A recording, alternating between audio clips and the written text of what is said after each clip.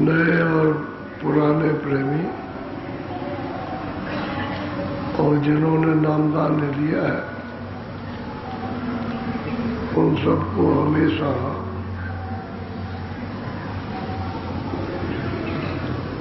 ये सोच करके आना चाहिए कि मुझे अपनी जीवात्मा का कल्याण करना है, यहाँ से छुड़ाना है, जन्म मरण से इसको बचाना, तो खान पान ठीक करो, शाकाहारी रहो, सुधार करो, असुधार कभी मत करो। बुद्धनाशक वस्तुओं का सदा त्याग करो। ये दो चीजें ध्यान में रखो, बाकी फिर धीरे धीरे चीजें समझ में आ जाती। संग दोष अति खराब, जैसा संग मिलेगा उसका असर जरूर होगा, अच्छे का अच्छे, बुरे का बुरा। तो खान पान ठीक रखो।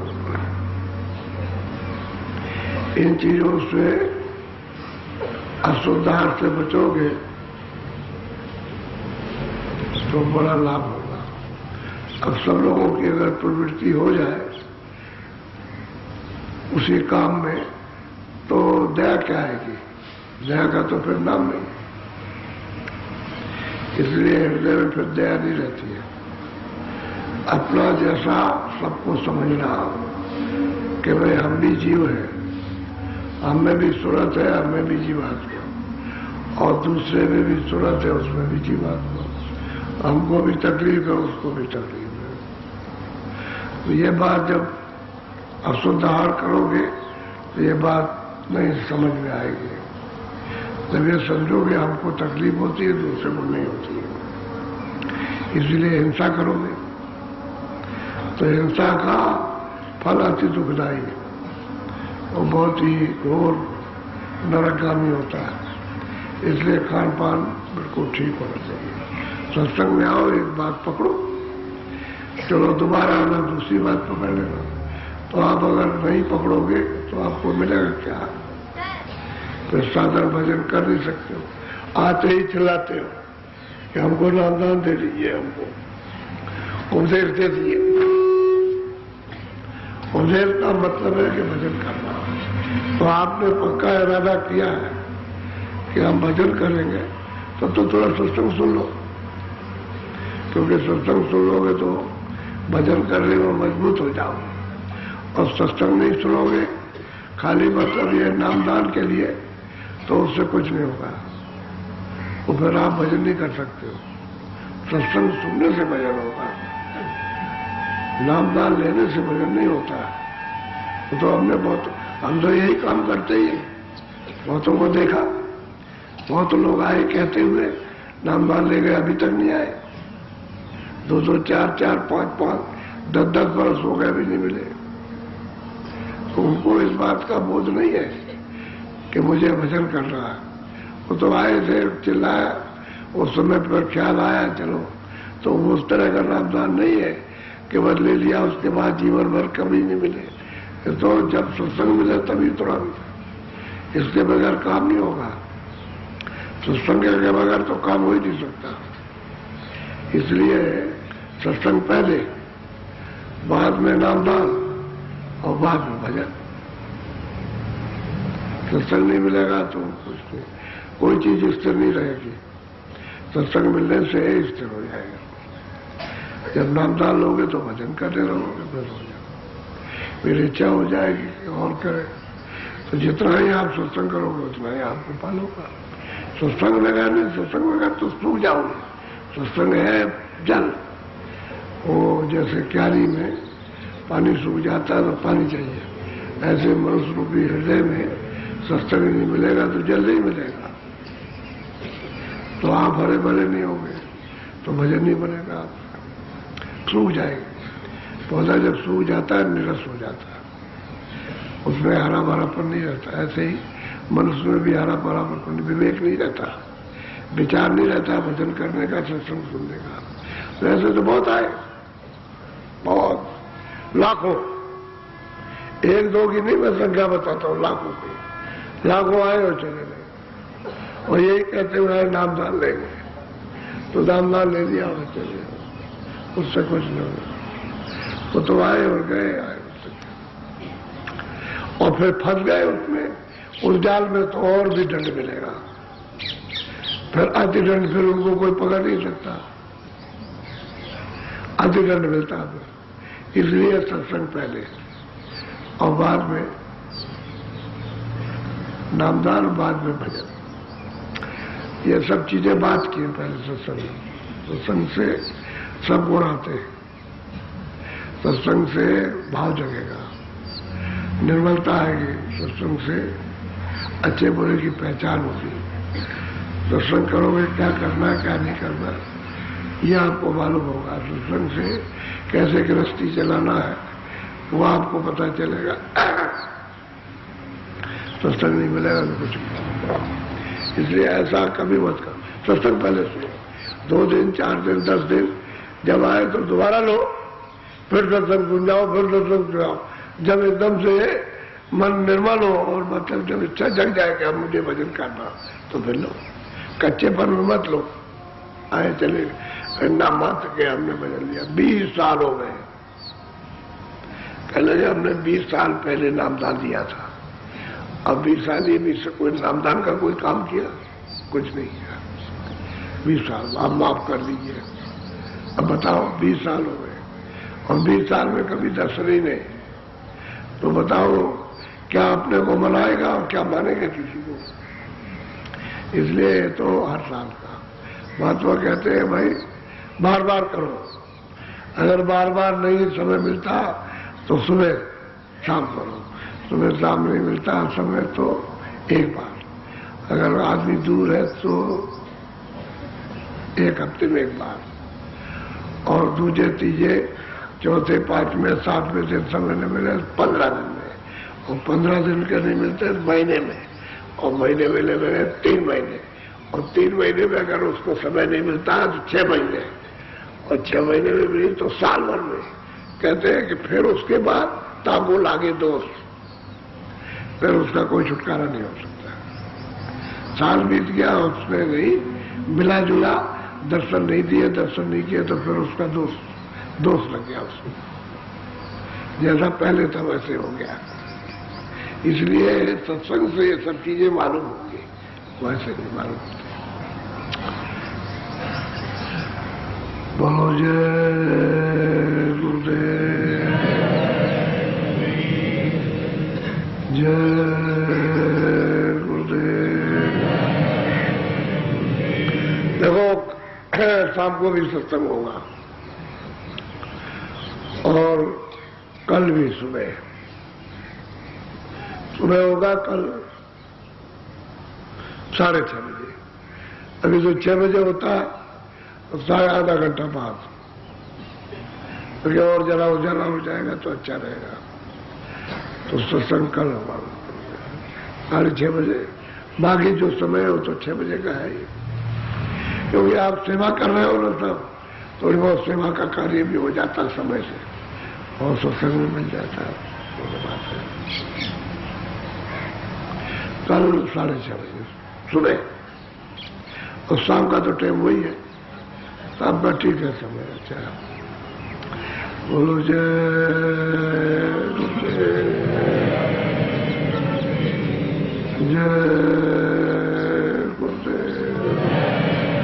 अच्छा बैठ जाओ भजन पर।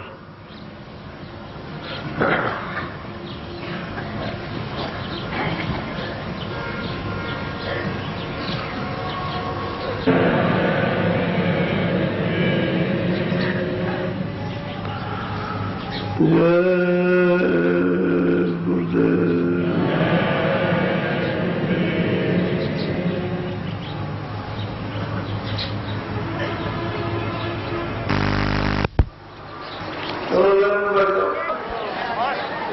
आगे बढ़िए, बढ़ो बढ़ो आगे, बढ़िए बढ़िए।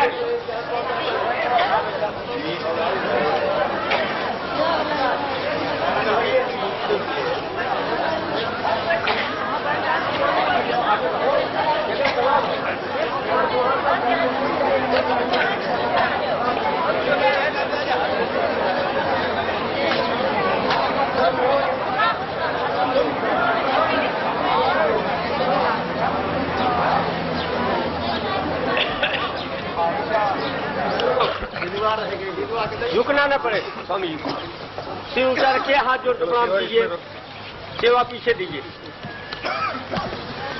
चलो माता सीधे बैठिए, हाथ जोड़ के प्रणाम करो, पैर में हाथ कोई नहीं लगाओ, पैर मत पकड़ो, पैर मत पकड़ो, पैर मत पकड़ो,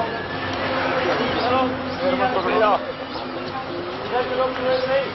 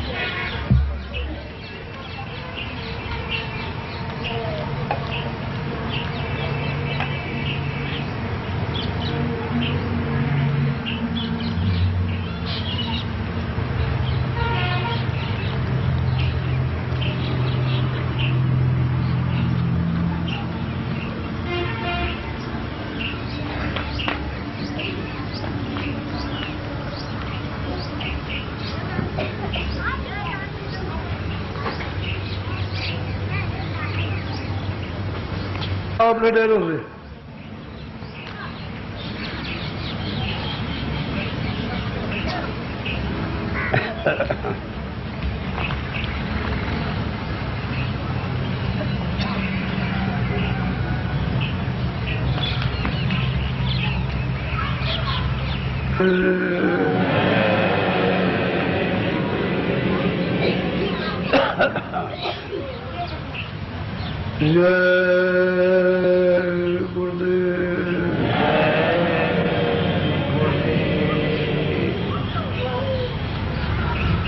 जय गुरुदेव नाम किसका प्रभु का,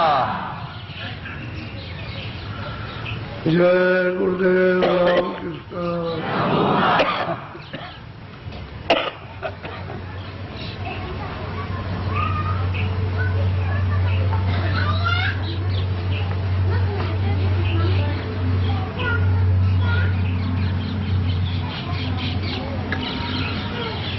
ये मनुष्य शरीर अनमोल है।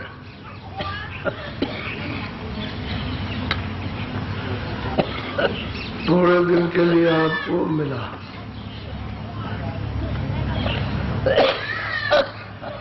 इसमें विशेषकर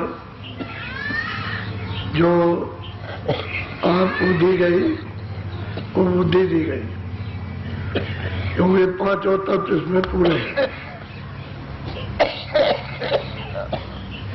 हमको ये सबको सोचना चाहिए कि एक जगह से दूसरी जगह जाते हो तो चल के ही तो जाते हो, किससे शरीर से। यहां से जाओगे तो चल के जाओ, पैदल जाओ, किसी सवारी से जाओ, लेकिन चल के ही जाओ। पैदल जाओगे तो जीवात्मा सूरत शरीर पर तो बैठी हुई है, तो शरीर ले जाए। पहले शरीर को किसी में बैठा दो तब भी उसमें बैठी, लेकिन चल के जाना पड़ेगा। बगैर चल के गए हुए वहां नहीं पहुंच सकते। अब ये शरीर हम देखते हैं कि है, रातों रात सो रहे तब तक खबर बगल में आई कि अरे बच्चा नहीं रहा। अरे स्त्री ने घबरा के उठे और देखा, बहुत बुलाया, कौन बोले? बोलने वाला तो जो था वो तो चला गया, वो तो चेतन था, वो तो निकाल दिया। अब ये सोचना चाहिए कि वो कहाँ गया। इसी की जहाँ खोज सबको करनी चाहिए कि वो कहाँ चला गया। यही अगर खोज करो तो कोई ना कोई आपको मिल जाए, लेकिन ये तो कुछ सोच करते नहीं हो। जो किताबों में लिखा है कहावत कि भाई वो तो स्वर्गवास हो गया, तो स्वर्ग भी तो कहीं होगा।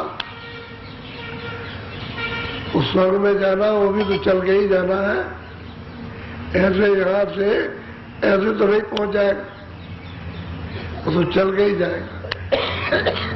लेकिन जब वहां गए नहीं तो वहां जाओगे कैसे? आप इस शरीर से दूसरी जगह नहीं गए तो वहां कैसे पहुंच सकते? ऐसे ही जीवात्मा, क्योंकि वहां स्वर्ग में शरीर तो है नहीं, ये आपका पंचभौतिक शरीर नहीं है 5 तत्वों का, तो वहां जल नहीं है, अग्नि नहीं है, वायु नहीं है, आकाश।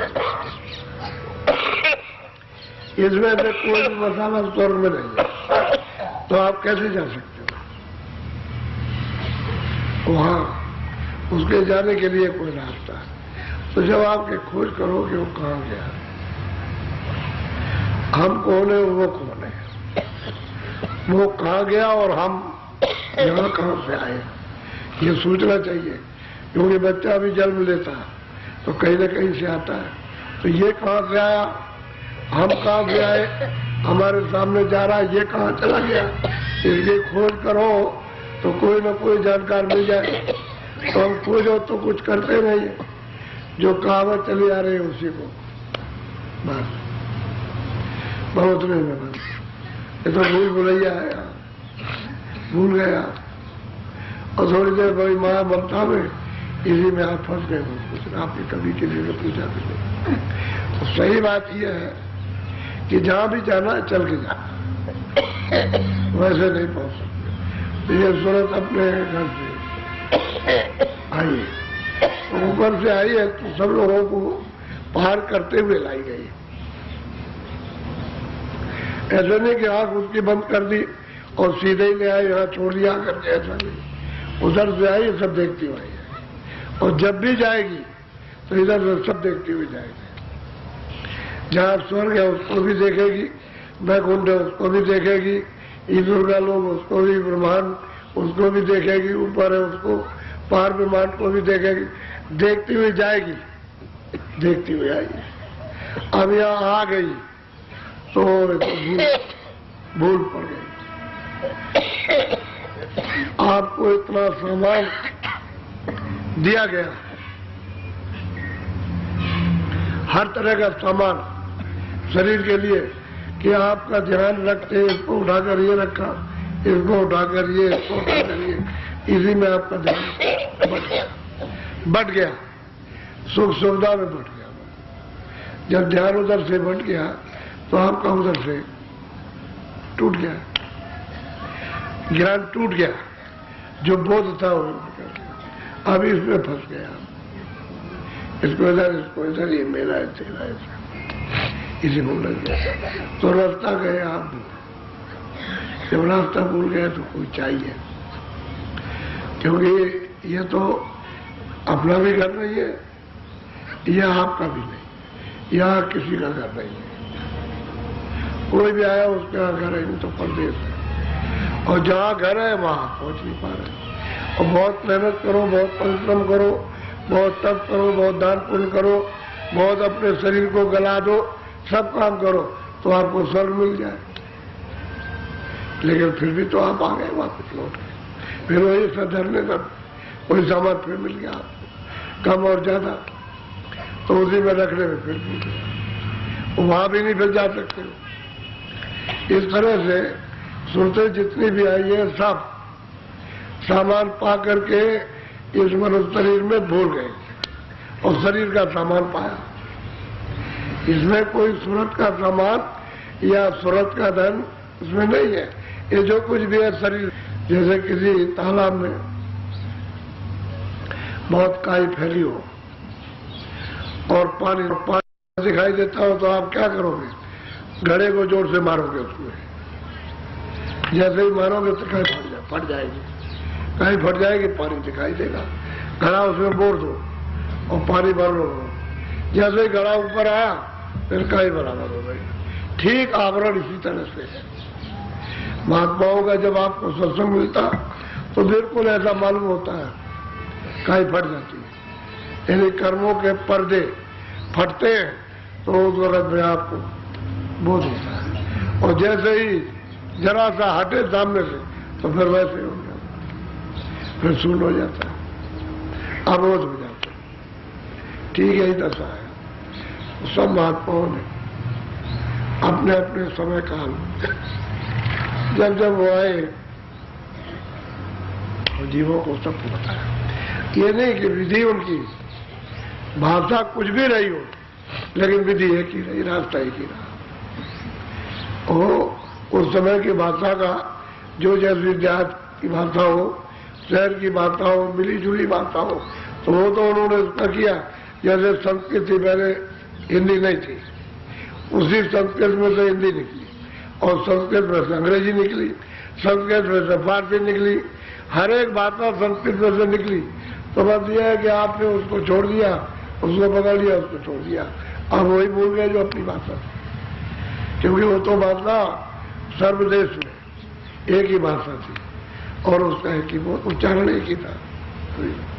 अंग्रेजी में भी वो उच्चारण होता है, और फारसी में भी, और अरबी में भी वो उच्चारण होता, और संस्कृत में बस वो जो देव आपने सरल कर दिए उसका उच्चारण फुटकर हो गया।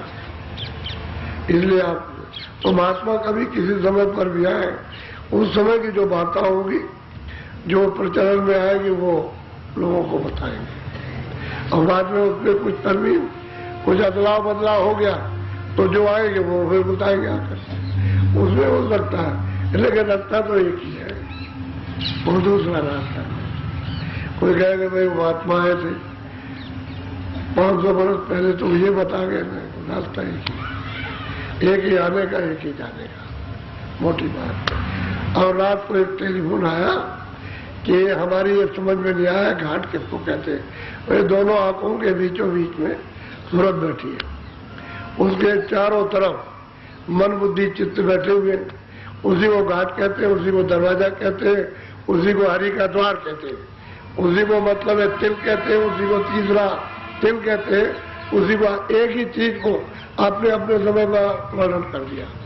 आज्ञा चक्र इसलिए एक उदय चक्र, इंद्रिय द्वार, नाभि कमर, हृदय, कंठ और छठवा जहाँ सूरत बैठी है उसको छठा चक्र कहते हैं। और सीधा सीधा तो अपने अपने समय में बता दिया, लेकिन घाट कहते हैं दरवाजा, गेट, उसी को गेट कहो, उसी को दरवाजा कहो, उसी को फाटक कहो, कुछ भी कहो, उसी को आप तिल कह लीजिए आप। लेकिन अब यह है कि समझाने की, उसी के चारों तरफ मन बुद्धि चित्त बैठे हुए, तो उसको इधर बचाने दो, इंद्रियों की तरफ, नीचे मत उतरने दो, उसी सूरत के साथ लगा दो।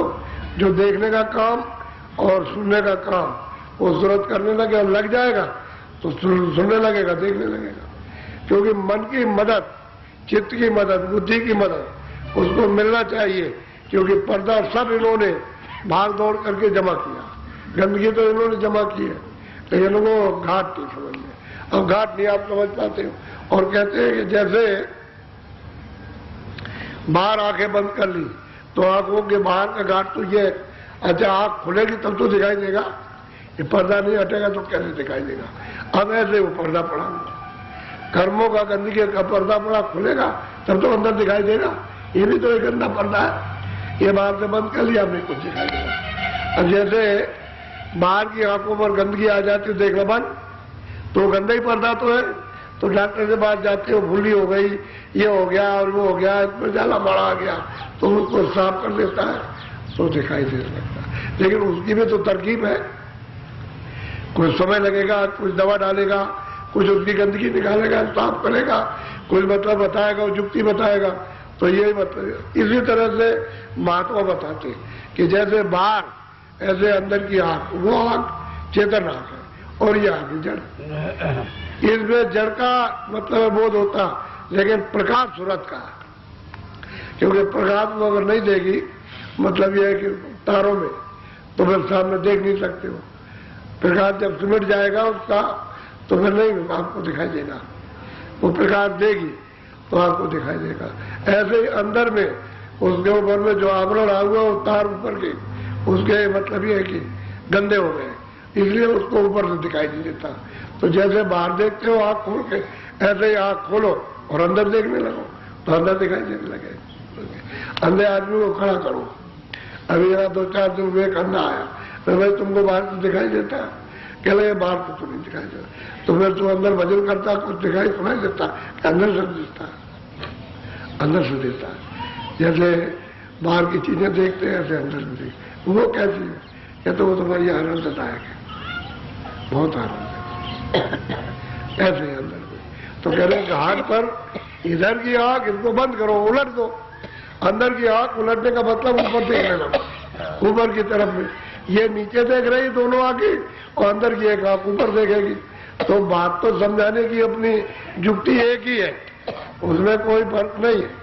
वही उन्होंने कहा था व्यास जी ने कि बड़ी आदर्श यानी पुरुषों की, बड़े लोगों की मूर्तियां बना दो। जिनको उन्होंने समझा आदर्श पुरुष है, ये धार्मिक है, यह है, उनकी मूर्ति बना दी। और पहले मोटी आंख वाली बनाई, बड़ी, ऐसे पतली आंख नहीं बड़ी आंख थी, तो बना दिया और कहा एकांत में इनकी स्थापना करो, वहां इनको रख दो और वहां जाओ जंगल में, इधर उधर कोई आदमी ना हो। ऐसे बैठ करके अपनी आंखों से उनकी आंखों पर दृष्टि जमा, एक टक होकर के ऐसे दृष्टि जमेगी। जब दृष्टि हिलेगी, हिलना डोलना बंद करेगी, फट से आंख बंद कर लेना, अंदर की आंख खुल जाएगी। ये अंदर जाने का उपाय जुक्ति बताई थी उन्होंने। तो कुछ दिन तो लोगों ने किया, लोगों को लाभ हुआ और उसके बाद में बस थोड़े दिन के बाद लोग भूल गए उसको, क्योंकि वो चले गए, बस भूल गए। फिर ले आए उसको गांव के करीब में, फिर और गांव के, फिर मोहल्ले में ले आए, फिर घर में ले आए, अब यहाँ करने लगे। वैसे एकांत के लिए कहा था कि एकांत में ये साधन होगा तब दृष्टि उल्टेगी, तब तुम्हारी दृष्टि एकाग्र होगी। और जब एकाग्र हो जाए तो इन आंखों को बाहर की बंद करो और अंदर की आंख देखो तो आंख खुल जाएगी। ऐसा तो जुक्ति उन्होंने बताई थी। उपाय तो ये बताया था अंतर्दृष्टि खोलने का, और आपने बस शुरू कर दिया मनोरंजन। तो वहां तो दृष्टि को ठहरने का काम भी नहीं हुआ, तो क्या करोगे? महात्माओं ने बताया तो सब कुछ है, लेकिन आप उसका उपयोग नहीं कर रहे। अब जरा सा आप सुनो, हम कहाँ थे और कहाँ से आए और अब कितनी दूर पड़ गए, कहाँ के थे, कहाँ से आए और कहाँ आ गए, अब अपना घर यहाँ से कितनी दूर है वो समझने की बात। और जरा सब सुनो आप थोड़ा ध्यान देकर। तो गोस्वामी जी महाराज ने ये सब कुछ अपने गांव में और राजापुर में जहाँ जन्मे थे वहाँ ये सब कुछ जान लिया और वो मतलब है काशी चले गए। काशी कहते हैं वाराणसी, बनारस, काशी चले गए। वहाँ उन्होंने अपना उपदेश ये जीवात्माओं को जगाने का शुरू किया। तो उन्होंने वही बनारस, काशी चले गए। वहाँ उन्होंने अपना उपदेश ये जीवात्माओं को जगाने का शुरू किया। तो उन्होंने वही, यहाँ तो उन्होंने संकेत दिया कि हमने जो वस्तु प्राप्त की है वो वहीं पर प्राप्त कर ली थी, लिखा हुआ, कहा उन्होंने प्राप्त हुआ किया था और लिखा है काशी में जाकर के। तो जरा सुनिए बड़े ध्यान से, बोलो।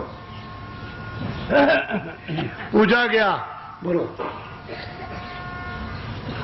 तुलसी कहत बुझाई, कर्मा धर्मा सब सुनो। अब इन्होंने रब पूछा कि भाई हम कहाँ के रहने वाले हैं, हमारा मालिक कौन है। जब सत्संग सुनते सुनते सुनते सुनते जब इतनी प्रखर इतने मतलब विवेक बुद्धि आई तो पूछते हैं कर्मा धर्मा जैन, कह रहे हम कहाँ के रहने वाले, कैसे आए? आपकी दया कृपा हो जाए तो थोड़ा सा सुना दीजिए। तो बता रहे समझा के, पहले बुझा करके बता रहे। बुझाने का मतलब दिखाना,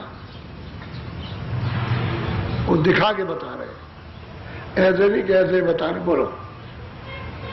आगे कहो लखाई मोक्ष विधि दर्शाई। कहते हैं कि भाई मैं तुमको ये बताऊंगा कि आगे जो रास्ता चल रहे हो तो आगे क्या है, कि मुक्ति कहाँ होती है। लोग तो मुक्ति मुक्ति करते हैं, मुक्ति का कोई स्थान स्वर्ग वैकुंठ में तो है नहीं, ईश्वर के लोक में तो वहाँ है नहीं, और ब्रह्म के भी लोक में नहीं, ना ब्रह्म स्थान पर। कहते हैं कि भाई मुक्ति भी दर्शाऊंगा और लखाऊंगा। लगाने का मतलब दिखाऊंगा, देखिए मुक्ति है।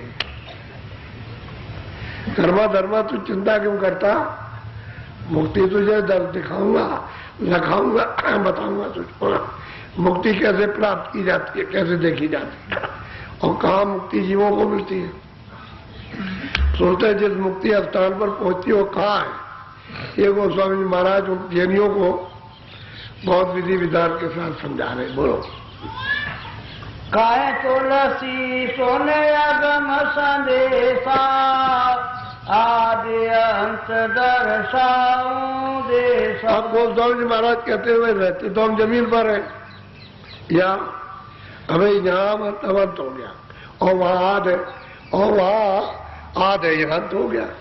कहते अब तू रहते तो हम यहाँ पर, तो मैं यहाँ से वहाँ तक सब तुझे बताता हूँ, दर्शाता हूँ तुझको। और फिर यह है कि तुझको जब ये दर्शाऊंगा, बताऊंगा, तुझे लिखाऊंगा भी, दिखाऊंगा, क्योंकि वो दिखाने की बात है कि दिखाऊंगा तुझको। अब तू सुन उसको अच्छी तरह से, चेत करके सुन, जाग करके, सो के मत सुनना। बोलो। जब नहीं प्रथम रहे एक पुरुष नामा चौथे पद के पार। अब वो गोस्वामी महाराज इशारा करते हैं जिन्हों से कि देखो भाई, कर्म धर्म पहले एक था, वो पुरुष का नाम था, उसका नाम ही अनाम है, अब भी उसका नाम एक ही था। और कहते हैं था कहाँ, चौथे पद के पार। चौथा पद सतलोक, कहते हैं उसके पार था, वो आराम धाम एक था। पहले तो चौथा पद भी नहीं था, और ये जब चौथा पद नहीं था तो यहाँ तो कुछ होगा ही नहीं, पहले तो वही था। लेकिन वो बता रहे कि देख यहाँ रहते हो तो अब मैं बताता हूँ कि भाई वो अनाम एक था, लेकिन वो चौथे पद के पार है। वहां चौथे पद में नहीं मिलेगा ना इधर मिलेगा, वो पार जाओगे तब मिलेगा वो। तो कहते हैं मैं उसकी पूरी की पूरी आपको विवरण के साथ, विवरण के साथ तुझे बताता हूँ पहले कौन था। बोलो। जब नहीं रहे गगन आकाशा चंदा सूरज नहीं परका। कहते हैं भाई देख, कर्मा धर्मा, ये सूरज, ये चांद, ये तारे, ये जमीन, ये मतलब जल, ये मतलब ये है कि आपके वायु, ये अग्नि, कहते हैं वहां ये कुछ नहीं था, कुछ यहाँ कुछ नहीं था, कोई चीज यहाँ थी। जब ये नहीं था, ये बताओ तो आप किस पर रहोगे? अरे आप कहाँ रहोगे, क्योंकि यहाँ तो कुछ था नहीं। टिकना कैसे होगा? जब है जमीन पर जमीन होगी तब आपका ये शरीर होगा तो इस पर टिकोगे आप। तो कहते हैं आसमान भी नहीं था। अच्छा, कहते हैं चांद भी और सूरज भी नहीं थे प्रकाश करने वाले, ये कुछ भी नहीं था पहले, यहाँ कुछ नहीं, वो अकेला था। बोलो। धरती अग्नि न पवन निवासा पानी जग रहे नहीं बासा। कहते जगत में कोई पशु पंछी कीड़े मकोड़े, जब जल नहीं था, थल नहीं था, ये कुछ भी नहीं था। कहते कोई नहीं था, न कोई जंगल, न कोई पहाड़ थे, कहते कुछ था ही नहीं। अब देखिए अभी संवत 1589 में जन्म हुआ और 1614 में काशी गए। अभी तो इन्होंने लिखा ही और कोई ज्यादा दिन की बात थोड़ी है, थोड़े दिनों की बात। 2 पीढ़ियां खत्म हो जाए 900 में आ गया और क्या। तो कहते हैं कि पहले कुछ भी नहीं था यहाँ कुछ था ही नहीं। बोलो। पिंड ब्रह्मांड न लोक नहीं होई और अलोक विधि नहीं सो। अब गोस्वामी जी महाराज कहते हैं देखो कर्मा धर्मा ये शरीर नहीं था, अंड लोक नहीं था और ब्रह्मांड लोक नहीं था। कहते हैं कुछ नहीं था। जब ये नहीं होगा तो वो अंड और मतलब ब्रह्मांड कहां से आ जाएगा। यहाँ था ही नहीं कुछ, यहाँ भी नहीं था, ऊपर में भी कुछ नहीं था। कहते हैं कोई चीज यहाँ पर नहीं थी। बोलो। हाँ। चौथा पद रचना नहीं ठानी ताके आगे पुरुष न। अब वो कहते हैं गोस्वामी जी महाराज देख कर्म धर्म चौथे लोक की जो सतलोक है, कहते हैं उसकी भी रचना, अरे उनकी मौज नहीं, उस वक्त रचना नहीं की थी वो। तो चौथे पद के पार अनामी, तो कहते हैं पहले वो अनामी था, चौथे पद की भी रचना नहीं हुई थी। सतलोक की भी रचना ही, जहाँ सत्पुरुष है उनकी भी रचना नहीं हुई। तो यहाँ तो कुछ होने वाला नहीं। क्यों कि ये तो सब कुछ इतना भी हुआ, ये तो सतलोक से सब कुछ हुआ, ऊपर से तो हुआ नहीं। तो कहते हैं सतलोक भी नहीं था, कहते हैं वो सत्पुरुष भी नहीं थे, उसकी भी रचना का कोई मतलब निजाम नहीं था कि मौज ही नहीं थी, उस वक्त रचना ही नहीं उन्होंने की थी। वो तो अनामी थे सब। बोलो। सासुलर सत साहिब भयऊ सत्य नाम संतन ने। अब कहते हैं कि जब उस अनामी पुरुष की मौज हुई तो उनकी हिलोर से, उनकी मौज से कहते हैं सब साफ, यानी सत्पुरुष जिनका नाम सतनाम है वो उन्होंने स्थापित किया। अनामी पुरुष की मौत से ही सत्पुरुष वो सत्य देश में, सतलोक में, सचखंड में, वहां उन्होंने उनको स्थापित किया। उनके पहले तो वहां भी नहीं था और नीचे तो कुछ होता ही नहीं। कहते हैं कि रचना उसी अनामी पुरुष की ही मौत इच्छा से थी, उनकी लोर से अब शुरू होगी। बोलो। या की विधि विधि गति गाई बिन सत्संग नहीं दर्शन। कहते हैं कि भाई जब तक सत्संग नहीं मिलेगा उन महापुरुषों का जो वहां आते और जाते हैं, जिनको पूरा ज्ञान प्राप्त हो गया, कहते हैं कि जब सत्संग नहीं मिलेगा तो बेचारे कोई से बोल। अगर सत्संग मिल जाए तो ये पूरी विधि, उसकी गति, उसकी पहुंच, उसका विस्तार, यानी किस तरह से हुआ है और कब था, कब से हुआ, ये अब सत्संग से मालूम होगा। जब तक सत्संग महापुरुषों का नहीं मिलेगा तब से नहीं। अच्छा, 700 वर्ष पहले कोई संत थे नहीं। कोई आदमी कहे कि 700 वर्ष पहले संत आए नहीं, और 700 वर्षों के अंदर आए, तो वो कौन सा समय था? कल जुगता है। अभी इन्होंने बताया, पहले तो किसी ने बताया नहीं। वेदों शास्त्रों में तो है नहीं, पुराण में तो है नहीं है। ये तो अभी संत आए तब उन्होंने बताया, अभी फकीर आए तब उन्होंने कहा। इसलिए फकीरों की जो किताबें संतों की है उनसे मेल खाती नहीं। वो कहते हैं कि नहीं ये हम नहीं मानते। अरे वो तो कहते हैं कि हम इसको ही मानते हैं। आप कहते हैं कि हम इसको नहीं मानते। क्यों? आगे का तो आपने जाना ही नहीं, उसको देखा ही नहीं, और तुमने ये भी नहीं देखा जो इसमें लिखा है, वो भी नहीं देखा, तो आप मानोगे कैसे? तो आग के अंधे और गांठ के पूरे, तो क्या करेंगे जब बुद्धि में नहीं है, जब आत्मबोध ज्ञान नहीं तो कुछ नहीं है। तो कहते हैं कुछ सत्संग के बगैर कुछ नहीं हुआ। बोलो।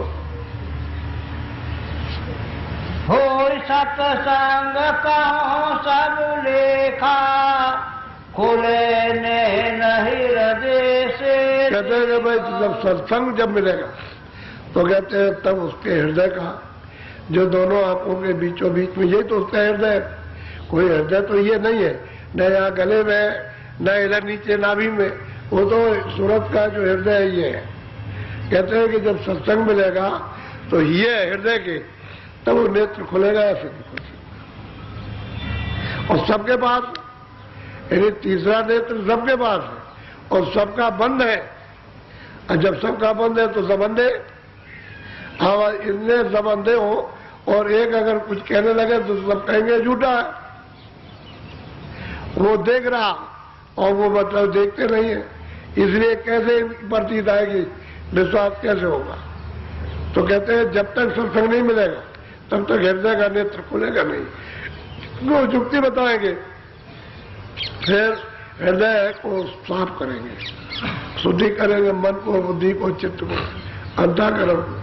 वो हृदय ही अंतःकरण, जहाँ सूरत बैठी है उसके चारों तरफ मन, बुद्धि, चित्त बैठे हैं, उसको साफ करेंगे। और फिर यह है कि रोकेंगे इंद्रियों के घाट पर,